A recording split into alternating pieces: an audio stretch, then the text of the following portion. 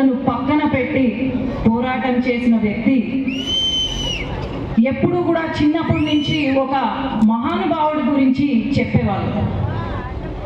6 సార్లు ఎంపీగా గెలిచి, అట్లాగే గవర్నర్, కర్ణాటక బీహార్ గవర్నర్గా, కేంద్ర మంత్రిగా ఉండి, స్వాతంత్ర సమరయోధుడే కాకుండా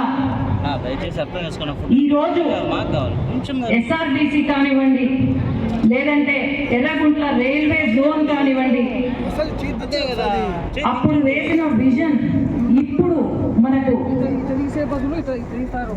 కళ్ళ ముందు ఉంది అంటే అది పెద్దాయన పెండేకంటి వెంకట సుబ్బయ్య గారు. పెండేకంటి వెంకట సుబ్బయ్య గారు, మరి మీరందరూ కూడా ఆయనకు సహకారం ఇచ్చి గెలిపించారు. అదేవిధంగా మీ అందరూ కూడా మీ ఇంటి ఆడపిల్లగా భావించి మరి మీరందరూ కూడా నాకు ఓటు వేసి గెలిపించవలసిందిగా కోరుతున్నాను. అట్లాగే అలాంటి మహానుభావుడు పెండేకంటి వెంకట సుబ్బయ్య గారికి అంజలి ఘటిస్తూ వారికి నమస్కారాలు తెలియజేసుకుంటూ, ఈరోజు శ్యామన్న అన్నారు ఒక మాట, నేను కార్పొరేటర్గా ఇండిపెండెంట్గా వెళ్ళే ముందు నన్ను అవమానించారు అని చెప్పారు. కులం మతం మధ్యలో రాజకీయాలు చేస్తుంది వైసీపీ ప్రభుత్వం.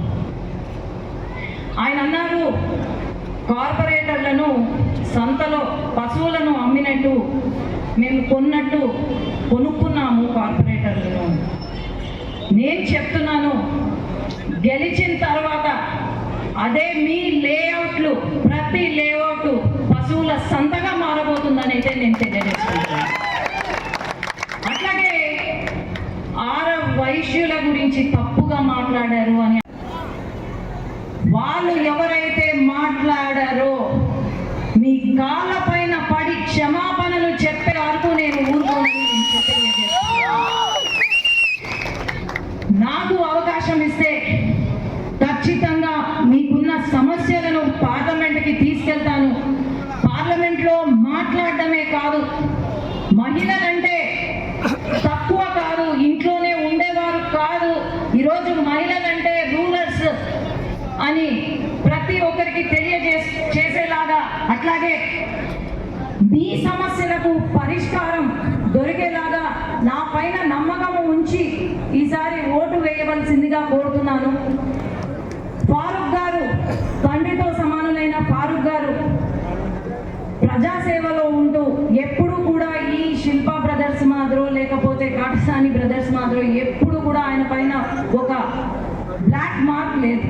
కాబట్టి మీరు కూడా అతనికి ఓటు వేసి గెలిపించవలసిందిగా, ఇక్కడ 2 ఓట్లు సైకిల్ గుర్తుకు వేసి గెలిపించవలసిందిగా కోరుకుంటూ ధన్యవాదాలు.